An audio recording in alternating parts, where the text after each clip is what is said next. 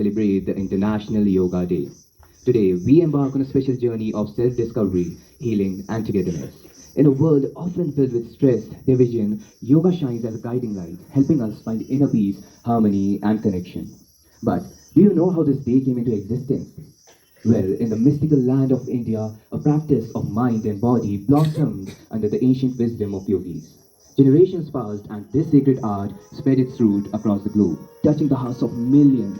In recognition of its profound impact, the United Nations General Assembly on December 11, 2014, following a proposal introduced by India's Prime Minister Narendra Modi, declared 21 June, which is also the longest day of the year in the Northern Hemisphere, as International Yoga Day.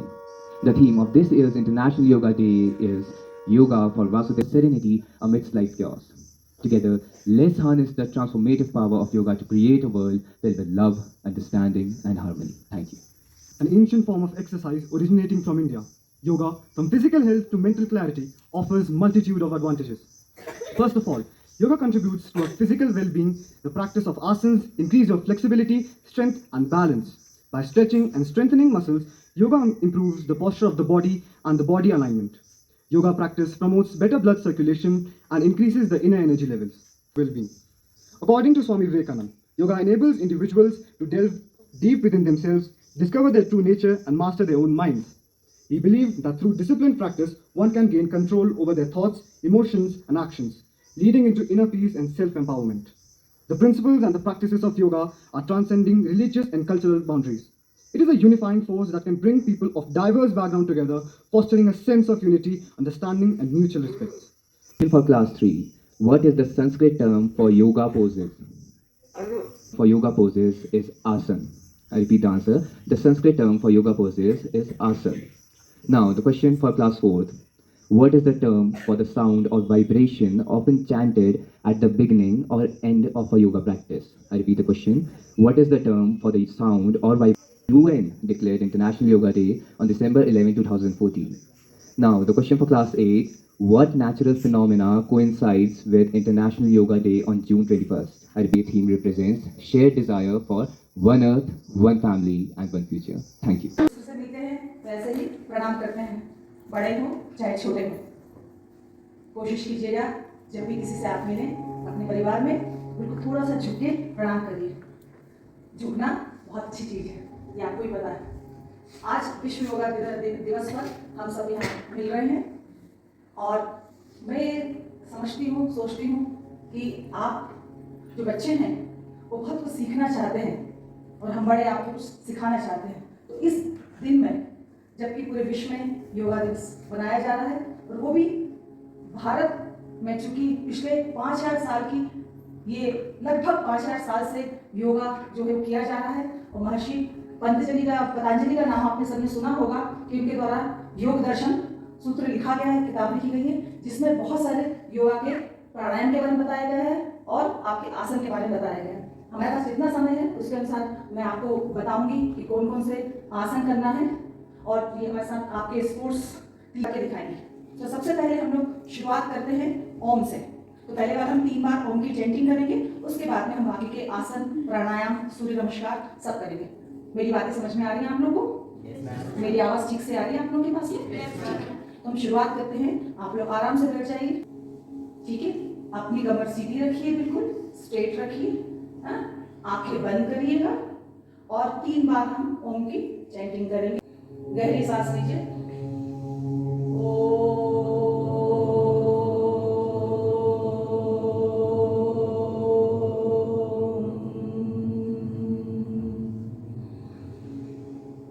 लंबी गहरी सांस लीजिए फिर से।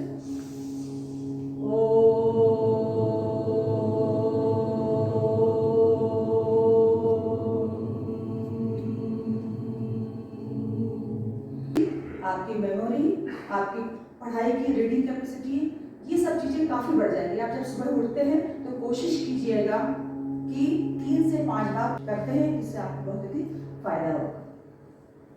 उसके बाद में पाठ करते हैं जो कि बहुत सामान्य सी बात है, जिसमें हम एक दूसरे के लिए कुछ अच्छी बातें करना चाहते हैं। ये आपने सुना भी होगा, ओम सहना भवतु सहनो भुनक्तु सह वीर्यं करवावहै तेजस्विना वधीतमस्तु मां विद्विषावहे। ये जो एक चैंटिंग है, एक मंत्र है जो कि ऋषि मुनियों ने दिया है, उसका आप अर्थ देखेंगे। जो हमारी थीम है वसुधैव कुटुंबकम, जो हमारी थीम है इस साल की, उस थीम से बिल्कुल मिलता हुआ है। उसमें कितनी अच्छी बातें कही है, उसका मैं आपको हिंदी में मीनिंग बताती हूँ। हम सबका भला हो। हम ईश्वर के सामने प्रेयर करते हैं, किसी भी ईश्वर के सामने कर रहे हैं, अल्लाह के सामने करें, किसी के सामने जब प्रेयर करते हैं तो हम क्या सोचते हैं, वो देखिए आप इस मंत्र में, हम सबका भला हो, हम सब संपन्न रहें, सुखी रहें, हम सब साथ साथ कार्य करें, मिलजुल कर कार्य करें, हम सब तेजस्वी बने और हम एक दूसरे से किसी प्रकार की ईर्ष्या या द्वेष न रखें। मिलकर रहें, मिलकर कार्य करें और किसी से द्वेष और ईर्ष्या न रखें। शांतिमय और सुखमय होगा। मानते हैं आप इस बात को? हम किसी के लिए ईर्ष्या न करें, द्वेष न करें, एक दूसरे से मिलजुल कर रहे, सबका भला सोचे, तो इससे क्या होगा, एक वाइब्रेशन फैलेगी, क्योंकि आप भी भले होंगे, आप भी होंगे, आप भी होंगे, हम सब बुराइयों से दूर होंगे। तो उससे क्या होगा, एक वाइब्रेशन इतनी अच्छी फैलेगी हम लोगों के बीच में कि हम लोग के आपस में जिस प्रकार का द्वेष होगा वो खत्म हो जाएगा और पूरा हम सुखी, परिवार सुखी, तो हमारा भारत सुखी, विश्व सुखी और सभी जगह सुखमय संसार हो जाएगा। अब इसके बाद में हम करते हैं, हमारे साथ जो आपके स्पोर्ट्स टीचर शांतनु, ये आपको सूर्य नमस्कार करके बताएंगे। तो पहले एक बार देखिएगा वो करेंगे, उसके 12 पोज किस प्रकार से वो करते हैं। जब वो एक बार आप पूरा देख लेंगे, फिर नेक्स्ट टाइम आप लोग फिर 2 बार उनके साथ करिएगा, ठीक है? Shantanu. First step. This is your first step. Now second step.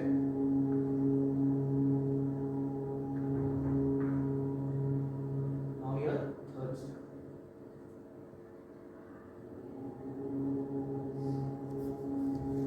Now your fourth step. Like this. Okay, is it clear? And fifth step. Sixth, we go down. Seventh step, Bhujangasana. Okay, the cobra pose. Then we have mountain pose. Ninth step. Then 10th. Then 11th. Then 12th. Again you have to. So total 12 poses. Is it clear? आप साथ करेंगे, खड़े हो जाइए। पहला है नमस्कार आसन, प्रणाम। Pranamasana. प्रणाम आसन, फर्स्ट आसन इज प्रणाम आसन। Then second. सेकंड है Pada Hastasana, hand to foot. Then third. Go down.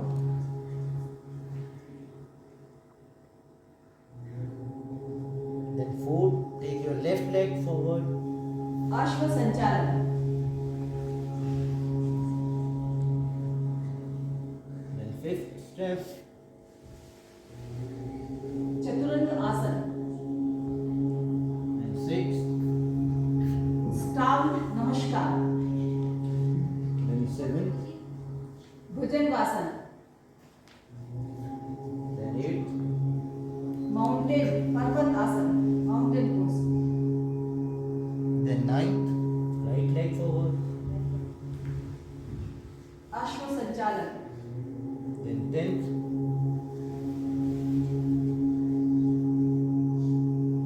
Then पाद hastasana, 11th.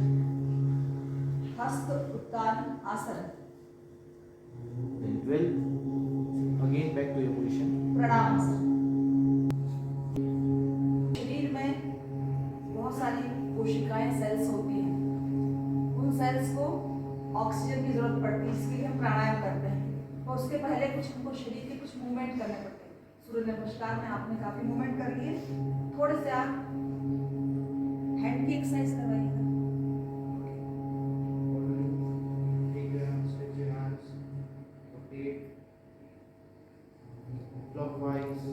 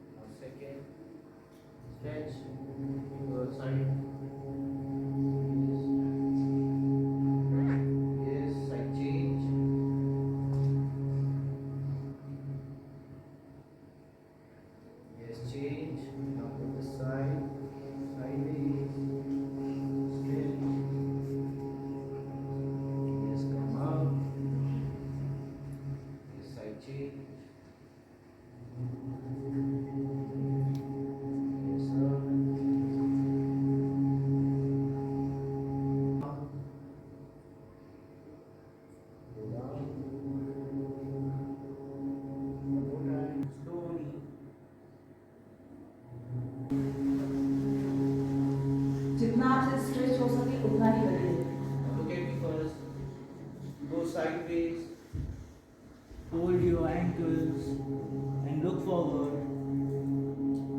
Look in front. Yes, come up. Stay in that position always. Stretch your legs or stretching. Will go forward a bit. Slowly go forward. Look forward, stretch, look. Yes, don't make noise. Look. Just good. Yes, good. Full body stretching करेंगे। इसमें हम सबसे पहले कहते हैं mountain pose tadasana. Out and stretch up. Okay? Stretch up. इस आसन को अगर बच्चे रोज करते हैं तो बहुत जल्दी आप लोगों की हाइट जो है बढ़ जाएगी।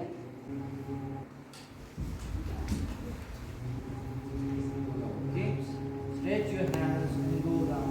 जब आप बहुत थक जाएं खेलने के बाद में और आपको लगे कि बहुत थक गया हूँ मैं, बहुत खेल लिया, बहुत एक्सरसाइज कर ली है या बहुत पढ़ाई कर ली है, तो आप इस आसन में बैठिए, आपको बहुत रिलैक्स मिलेगा। ये रिलैक्सिंग आसन है। रिलैक्स होने की जब भी आपका मन हो, कभी भी आप कर सकते हैं इसको। Up. One more time.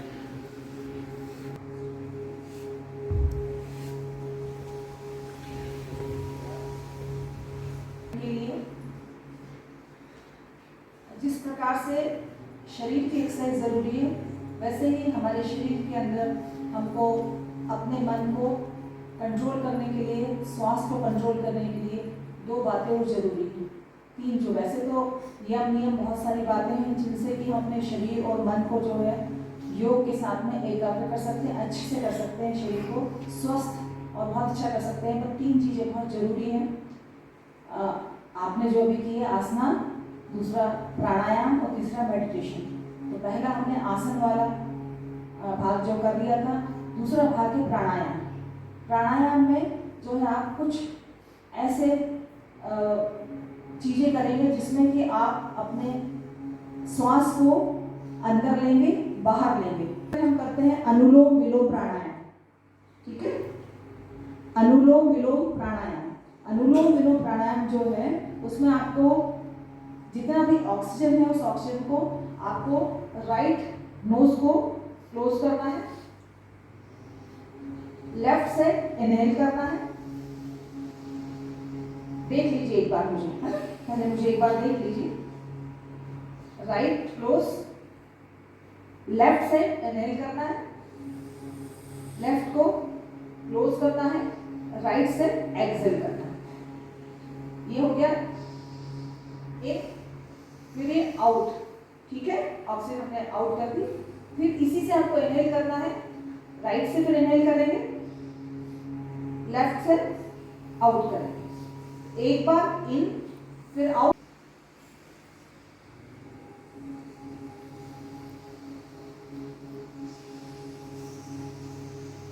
आप ये भी कर सकते हैं 5 to 10 टाइम, धीरे बढ़ा के 50, 100 भी आप इसको कर सकते हैं। कपालभाति प्राणायाम। कपालभाति प्राणायाम में आपको जो डाइजेशन है, अगर उसमें किसी प्रकार की प्रॉब्लम है आपको, तो आप इसको कर सकते हैं। कपालभाति कभी बहुत तेजी से और जल्दी नहीं करना। मैं बताती हूँ कैसे करना है। बहुत धीरे और आराम से करना है, और इसको अगर आप रोज करेंगे तो डाइजेशन की किसी प्रकार की कोई प्रॉब्लम आपको नहीं होगी। मैं बताती हूँ आपको किस प्रकार से करना है। इसमें आपको इसी पोजीशन में आपको बैठे रहना है। आपको श्वास को अंदर लिया, फिर बाहर करना है। जब आप श्वास को बाहर निकालेंगे, एक्सहेल करेंगे, तो आपका पेट अंदर जाना चाहिए। जब आप श्वास को देंगे तो आपका स्टमक बाहर आना चाहिए। देखिए मैं कैसे करती हूँ, उसके बाद में आपको करिए। ये देखिए,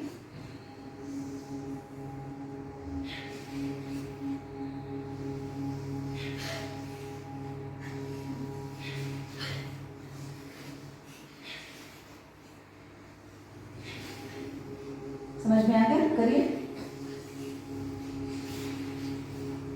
भस्त्रिका प्राणायाम का मतलब है कि आपको जितनी आप लोग जो रोज जो श्वास लेते हैं, जो ऑक्सीजन लेते हैं, वो आप पूरा का पूरा इनहेल नहीं करते हैं। हम लोग छोटी छोटी सांसें लेते हैं। आप डेली आप देखिए, दिन भर में आपको क्या करना है कि सांस पर ध्यान रखना है। पर हम लोग रखते हैं क्या, किसी से बात करते हैं, पढ़ाई करते हैं, कुछ करते हैं, हमें ध्यान दिया आप लोगों ने?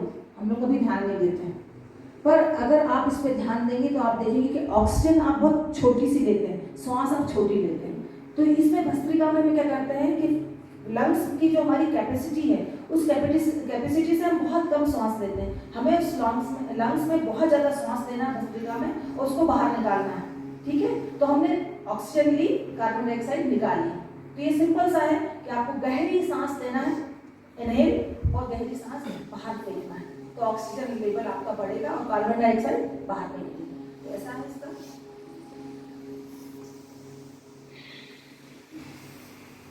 कपालभाति में हम पेट से करते हैं। इसमें कहाँ जा रहे हैं? कपालभाति में आपको पेट महसूस हो रहा था, आप हाथ रखेंगे, अंदर बाहर जा रहा था। इसमें आपकी जो ऑक्सीजन पूरी लंग्स में जा रही है, आपकी चेस्ट जो है थोड़ा बाहर निकलेगा और चेस्ट अंदर जाएगा, उसको यहाँ नहीं ले जाना हमने। तो ये हमने भरी पूरी ऑक्सीजन। तो जितना लंग्स की गहरी सांस लीजिए, गहरी छोड़िए, पर लंग्स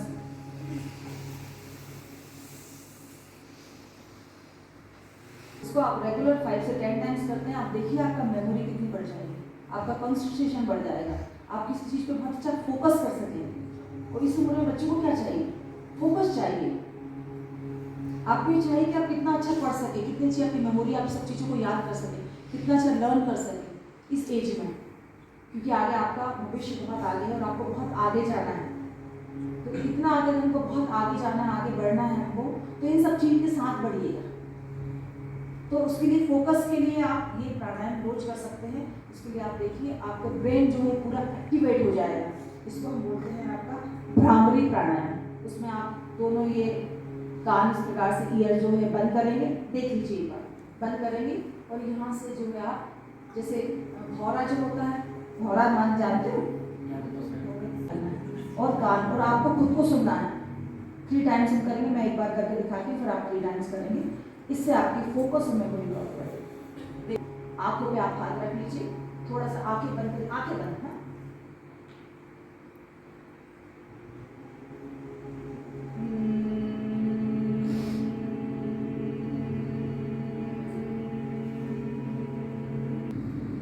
निकालिए, जोर से आवाज आनी चाहिए हॉल में।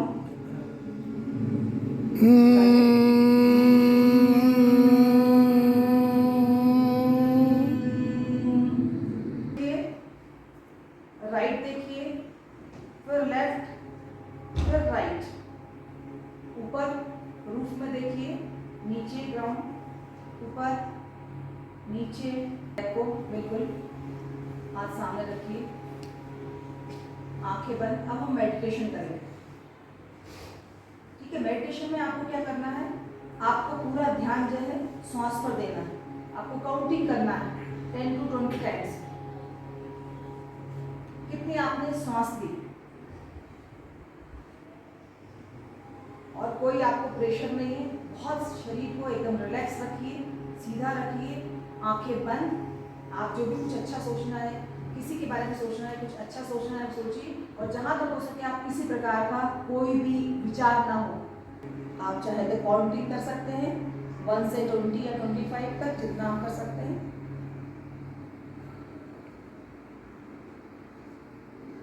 पूरा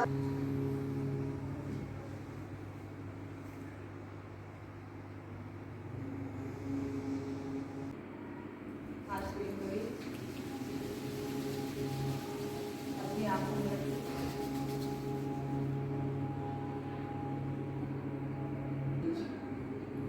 कैसा लगा? अच्छा लगा? शवासन का मतलब होता है शव की तरह शरीर, एक मुर्दा शरीर जिसकी डेथ हो गई, उसका नाम ही शवासन है। उसमें कुछ समय के लिए अपने शरीर की बॉडी का एक एक पार्ट को हम रिलैक्स कर देंगे, बिल्कुल पूरी तरह से, और आराम से पूरा शरीर विचार में पूरा कंसंट्रेशन सिर्फ श्वास पर, इनहेल एक्सहेल। इनहेल, आंखों को रिलैक्स कीजिए, eyes relax, nose relax, lips, पूरा हेड रिलैक्स कीजिए। लेग पे आ जाइए, पूरे लेग रिलैक्स, पूरी फिंगर्स, आपके दोनों नी रिलैक्स। आसन रिलैक्स हुआ? अच्छा लगा? करेंगे आप लोग कुछ घर में ये सब चीजें मैंने बताई? कितनी देर करेंगे? कब करेंगे? टाइम नहीं आप लोग के पास। सुबह सुबह जल्दी स्कूल आना पड़ता है। सुबह करेंगे? कितने बच्चे रोज करेंगे सुबह? 5 to 10 minutes? गुड।